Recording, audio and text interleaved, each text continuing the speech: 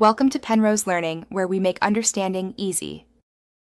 You'll start in Chrome settings so you can change the news language for sites and feeds. First, click the three-dot menu at the top right and choose Settings. Once in Settings, go directly to Languages. On some versions, it's under Advanced. You're doing this to control both the browser UI and page translations. Enabling the Translate prompt helps when news sites serve content in many languages. Make sure Chrome Sync is off or set correctly if you want local-only changes. Next, you add and prioritize the language you want for news content. Click Add Languages, choose the language, and confirm. Once added, drag that language to the top of the list so sites and feeds prefer it.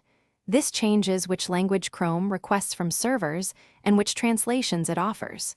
If you want Chrome's menus in that language too, select Display Chrome in this language. Also, enable or disable automatic translation for specific languages to control when Chrome intervenes. Finish by restarting Chrome so UI language changes take effect. This also refreshes language negotiation with news sites. Then open a news site. If content still appears in the old language, clear the site's cache or hard reload the page because cached responses can lock the language. If translation or language selection fails, make sure no extension is overriding headers and verify the site's language tag. Sometimes the site itself forces a language. If needed, remove conflicting extensions and try again.